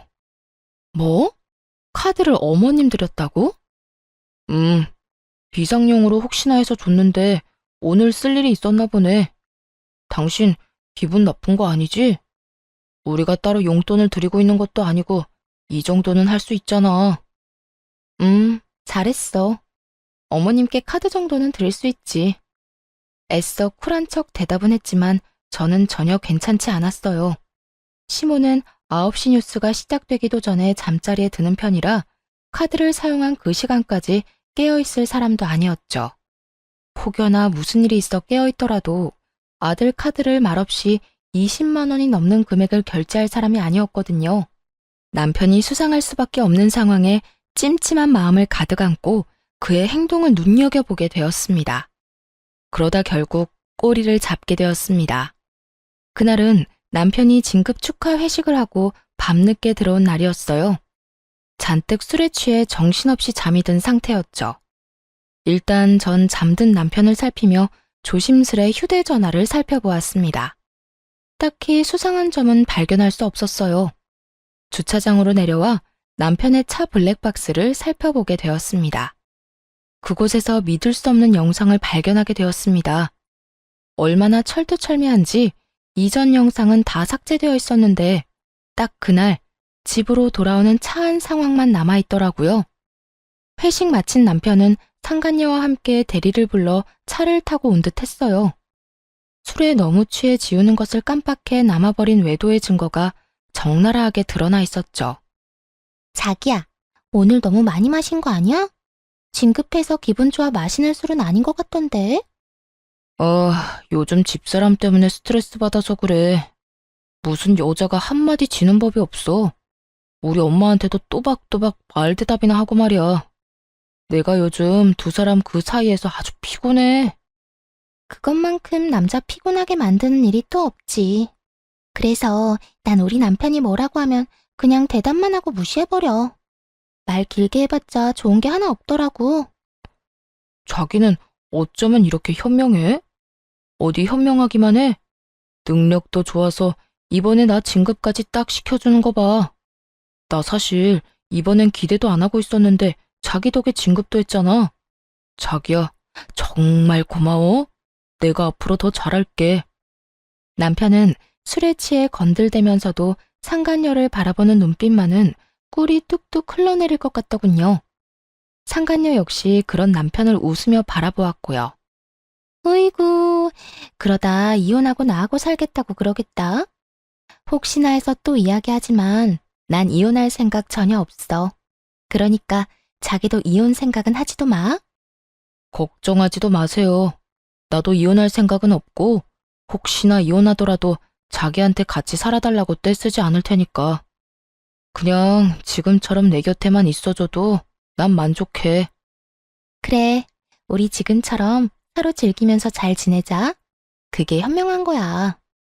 나중에 들어보니 상간녀는 같은 회사에 다니는 직장 상사였어요. 나이도 남편보다 5살 많더라고요. 그렇게 자랑스러워하던 진급도 상간녀가 힘써준 덕분이었어요. 상간녀도 유부녀로 두 사람은 이혼 생각은 전혀 없이 그저 그 관계를 유지하며 즐기는 사이였어요. 영상을 보는데 큰 벽돌이 뒤통수를 내리 찍는 것 같은 충격이 느껴졌습니다. 남편을 의심하며 지내는 며칠 동안 어쩌면 외도라는 최악의 상황을 각오하긴 했지만 그 장면을 제 두 눈으로 보고 듣는 것은 예상보다 더 충격적이었어요. 그때까지만 해도 남편에 대한 사랑하는 마음이 남아있었기에 배신감에 손이 떨리고 하염없이 눈물이 흐르기 시작했습니다. 남편의 외도 사실을 알게 된 저는 이혼을 결심하게 되었고 우리가 함께했던 신혼집에서의 제 짐도 정리하기 시작했습니다. 두 사람을 한 번에 묶어서 보내버릴 그날을 준비했습니다. 결전의 그날, 전 제 옷 중에 가장 화려하고 예쁜 옷을 입고 어려 보이게 화장도 하고 남편 회사로 향했어요. 점심시간으로 붐비는 회사 로비에서 두 사람을 기다렸죠. 멀리서 상간녀가 걸어 나오더라고요. 영상 속에서 보고 또 보았던 상간녀의 앞으로 걸어가 길을 막아섰고, 저를 이상한 눈으로 보는 상간녀에게 다른 사람이 다 들을 수 있게 큰 소리로 말해주었어요. 내 남편이랑 지금까지 즐거웠니? 아니, 능력이 얼마나 좋으면 그 힘으로 내 남편 진급까지 시켜준 거야? 뭐, 나 좋으라고 시켜준 진급은 아니겠지만, 그래도 고맙단 인사는 해야 할 것 같아서 말이지. 여러모로 참 고마워. 제 말을 들은 상간녀는 그제야 제가 누구인지 알아챈 듯 했고, 얼굴이 순식간에 붉어지기 시작하더군요. 전 그런 상간녀가 대답할 틈도 없이 준비한 다음 말을 이어나갔어요. 들어보니 이혼할 마음은 없는 것 같던데. 난 이혼할 예정이니까 넌 네 가정 잘 지키면서 내 남편이랑 편하게 만나. 둘 다 유부남 유부녀인 것보다 한 명이 혼자면 두 사람이 좀 더 편하게 만날 수 있지 않겠어요? 그게 무슨 말이에요. 사람 착각한 모양인데 난 당신 남편이 누군지도 모르고 불륜이나 저지르는 그런 파렴치한 사람 아닙니다. 남의 회사 와서 소란이나 피우고 무슨 짓이에요? 죄 없는 사람 잡지 말고 똑바로 알아보세요. 당황해하는 표정을 숨기지도 못하면서도 뻔뻔하게 사람을 잘못 봤다며 발뺌을 하더라고요. 그 순간 상간녀의 휴대전화기가 울리기 시작하고 멀리서 휴대전화를 얼굴에 대고 해맑게 걸어오는 남편을 발견했죠.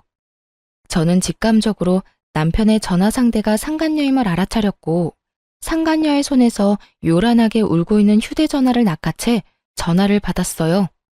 자기 어디야? 밥 먹으러 갔어? 어딘지 알려주면 나도 그리로 갈게. 우연인 척하고 같이 먹으면 되잖아. 그때까지도 제발 아니길 바랬지만 역시나 그 전화는 남편의 전화였고 아무것도 모르는 남편의 목소리는 참 해맑더군요. 전 그런 남편을 향해 손을 흔들며 큰 소리로 이렇게 말해주었어요. 네 자기 여기 있어. 멀리서 찾지 말고 이리로 와. 나랑 이야기 나눈다고 아직 식당은 못 갔거든. 남편은 그제야 저를 발견했고 해맑던 얼굴은 순식간에 웃음기를 잃고 달려오더라고요. 이 흥미진진한 상황에 점심을 먹으러 가던 주변 사람들의 모든 시선이 저희 세 사람에게 집중되었고 그 최고의 타이밍에 남편에게 준비한 말을 해주었어요. 당신 여기 어떻게 왔어? 이게 무슨 일이야? 무슨 일이긴 당신 바람 피우다 나한테 딱 걸린 상황이지. 그래서 하는 말인데 우리 이혼해. 나는 당신 같은 인간이랑 더는 살고 싶지 않아서 말이야. 바람이라니? 아니야, 오해라고. 일단 내 이야기 좀 들어봐. 이런 식으로 이혼하자고 하는 법이 어딨어. 그것도 사실도 아닌 일로 오해해서 말이야. 오해? 오해 좋아한다. 이걸 보고도 어디 당신들 입에서 오해라는 말이 나오는지 보자. 모든 것이 들통나고도 오해라며 뻔뻔스럽게 나오는 두 사람에게 전 그날 녹화된 블랙박스 영상을 틀었습니다. 수많은 사람들이 가던 길을 멈추고는 숨죽이고 우리의 대화를 듣게 되었죠. 그 대화 내용은 로비에 가득 차게 되었죠. 이걸 어떻게... 여보, 나 바람 피운 건 맞는데 당신이랑 이혼할 생각은 없어. 여기 내 회사야. 여기서 이러면 나랑 이 사람이랑 앞으로 회사 생활 어떻게 하라고. 우리 일단 여기서 나가서 이야기하자. 어? 그래요. 일단 나가서 이야기해요. 나가서 제가 무릎을 꿇고 빌든 뭘 하든 하라는 대로 다 할 테니까 일단 나가서 이야기하자고요. 야, 너희들 진짜 웃긴다. 너희가 이혼할 생각이 없으면 나는 이혼도 하면 안 돼? 양심이라는 게 없니? 그리고 내가 어디에서 무슨 말을 하든 그건 내 마음이고 난 내 뜻대로 할 거야. 내가 지금 이 상황에 너희 두 사람 회사 생활까지 걱정해주면서 말 가려하게 생긴 것 같아? 손댈 가치도 없어 보여서 좋은 말로 해주니까 내가 만만해? 저는 악다구니를 쓰며 두 사람을 향해 소리를 질러버렸고 두 사람은 아무 말도 못하고 고개만 푹 숙이고 있었어요. 저희 목소리에 사람들은 점점 더 모이기 시작했고 남편은 저라도 붙잡아야겠다는 생각이 들었는지 매달리기 시작했어요. 여보, 내가 정말 잘못했어. 잠시 어떻게 됐었나 봐. 그런 짓을 하면 안 되는 거였는데. 회사 일로 이런저런 일 상의하다 보니까 그렇게 됐어. 앞으로 다신 이런 일 없도록 할 테니까 한 번만 나 용서해주라. 내가 당신 없이 어떻게 살아. 나 당신 여전히 사랑해. 어떻게 살긴 능력 좋고 현명한 저 여자랑 즐기면서 잘 살면 되지.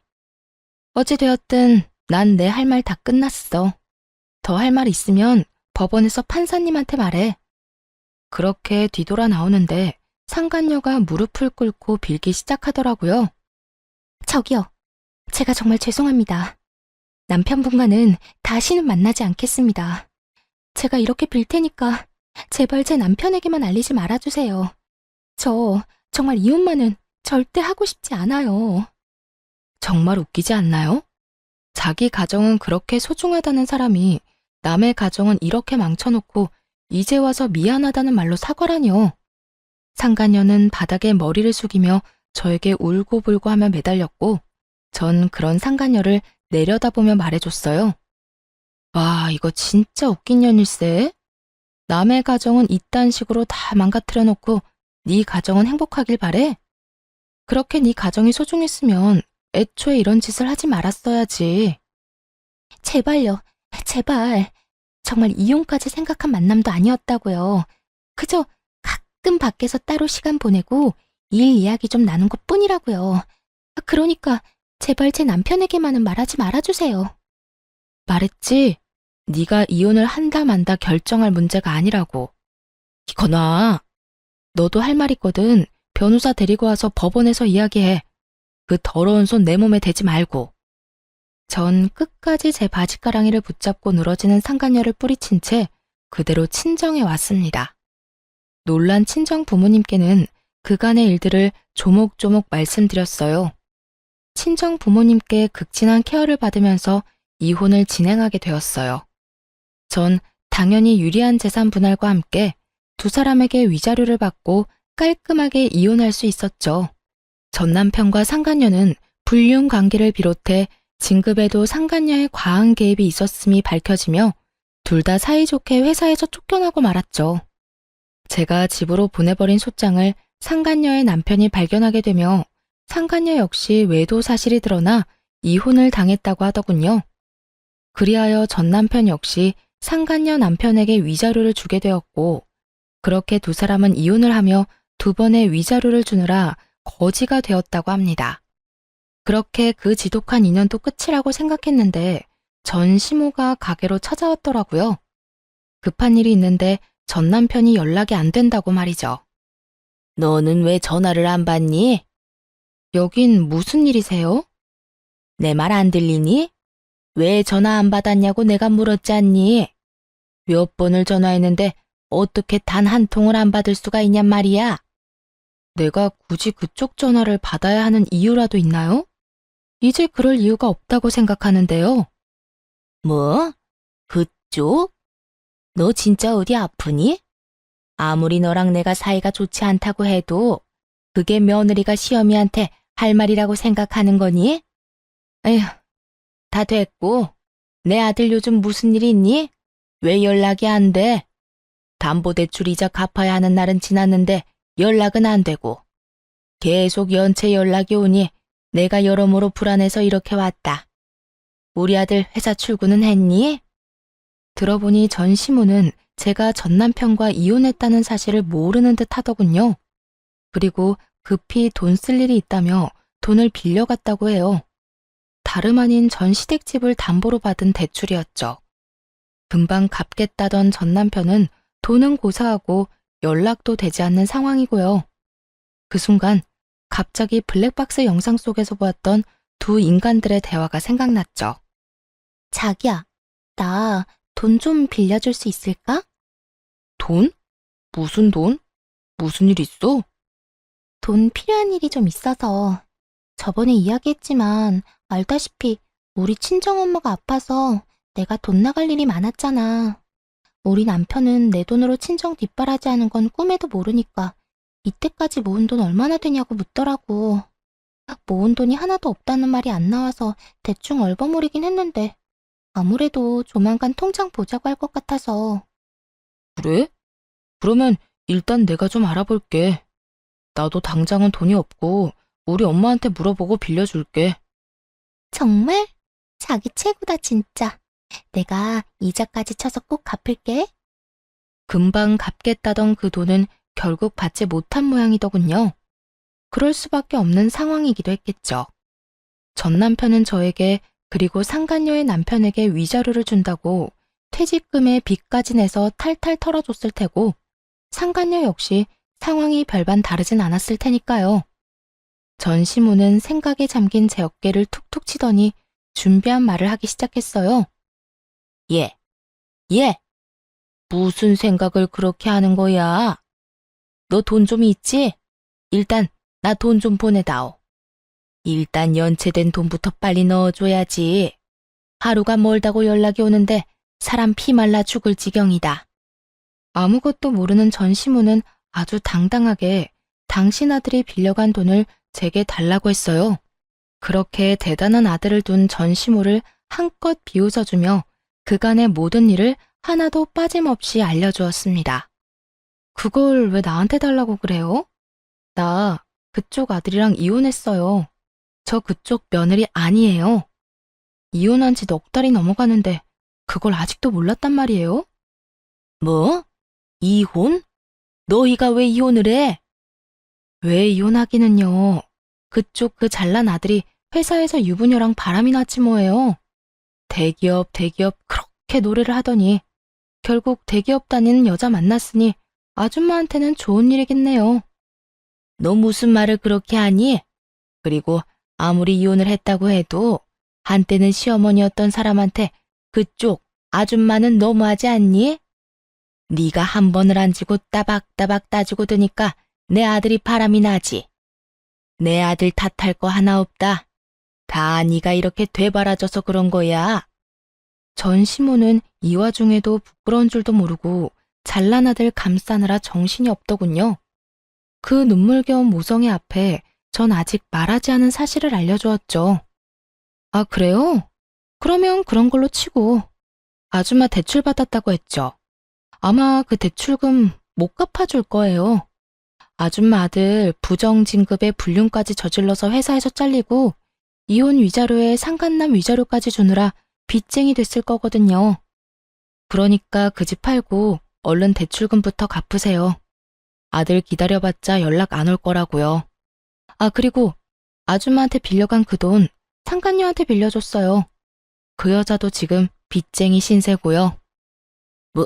뭐야? 내 아들이 회사에 잘리고 빚쟁이가 됐다고? 그것도 모자란 내 돈을 그 여자한테 줬단 말이야? 네, 안타깝지만 다 사실이에요. 당장 아들한테 연락해서 물어보라고 하고 싶은데 보아하니 그 잘난 아들도 연락이 안 되는 것 같네요. 못 믿겠으면 회사에 연락해보든가요. 그럴 리가 없어. 똑똑한 우리 아들이 그런 멍청한 일을 할 리가 없잖아. 두 사람 증거 아직 제 휴대전화에 있는데 보여드려요? 그래야 조용히 내 가게에서 나간다고 하면 보여주고요. 화가 머리끝까지 난 전시무는 드라마에 나오는 회장님처럼 목덜미를 잡고 뒤로 넘어간 듯 하더니 저를 노려보며 가게에서 난동을 피우기 시작하더라고요. 뭐야? 인연이? 이게 다 너 때문이다. 내 아들이 하필 너 같은 거랑 결혼해서 그렇게 된 거야. 불쌍한 내 아들 가여워서 어쩌노. 내 아들뿐인 줄 알아? 한평생 살아온 내 집은 어떻게 할 거야? 그게 왜 내 탓이에요. 생사람 잡지 말고 당장 여기서 나가세요. 여기까지만 하고 나가면 내가 마지막으로 한 번은 참겠지만 지금 나가지 않으면 진짜 가만 안 있어요. 그렇게 마지막 기회를 줬지만 전 시모의 귀에는 들리지 않는 듯 했어요. 온갖 욕을 하며 제가 정성 들여 만든 쿠키와 케이크를 다 쓸어버리는가 싶더니 테이블과 의자까지 넘어뜨리더군요. 거기에다 예약을 받아 곱게 포장해 놓은 케이크까지 다 바닥으로 떨어뜨려 엉망이 되어 버렸고요. 독한 년, 네가 그렇게 지독하게 구니 우리 착한 아들이 기가 눌려서 오만 여자한테 눈길을 준 거 아니냐 이 말이다. 내 아들을 그 꼴로 만들어 놓고 넌 이렇게 잘 먹고 잘 살려고 했어? 그렇게는 못 두지. 내가 그 꼴을 보고만 있을 것 같아? 정신 좀 차리세요. 아줌마 아들이 바람을 피운 건 나 때문이 아니라 아줌마 아들이 그런 인간이라 일어난 일이에요. 회사에서 잘린 것도 빚쟁이가 된 것도 다 아줌마 아들 탓이고 다 아들을 그따위로 키운 아줌마 탓이라고요. 전 이렇게 고함을 질러주며 전 시모를 끌어다 가게 밖으로 내쫓아버렸고 경찰에 신고를 해버렸죠.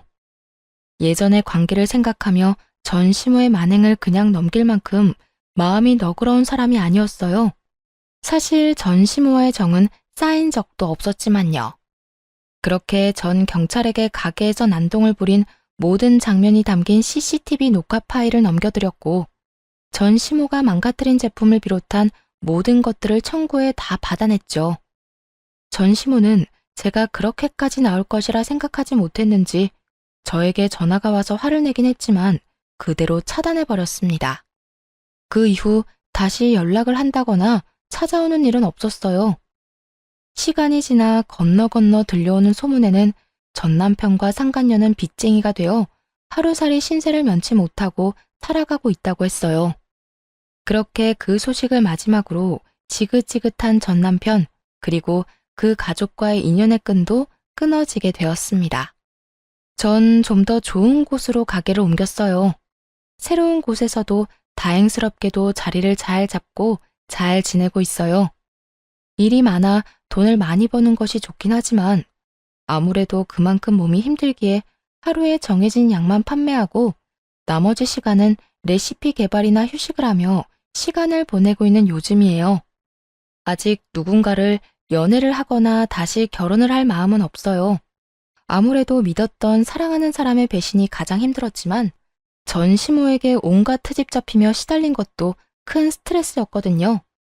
물론 모든 시어머님이 그런 것도 아니라는 것도 알고 모든 남편들이 그런 것이 아니란 걸 잘 알고 있습니다. 그럼에도 한동안은 남을 사랑하는 대신 저를 사랑하며 지내고 싶은 마음이 더 큰 상태랍니다. 이렇게 지내다 좋은 사람이 나타난다면 다시 새 출발할 생각이 들게 될까요? 지금은 저를 위한 이 생활이 너무나도 평온하고 너무나도 만족스럽네요. 이런 걸 행복하다고 하는 거겠죠? 하여튼 전 지금이 너무 행복하다는 말을 전해드리며 이만 물러가 보려고 합니다. 긴 글 함께 해주셔서 감사하고 모두 행복하시길 진심으로 바랍니다.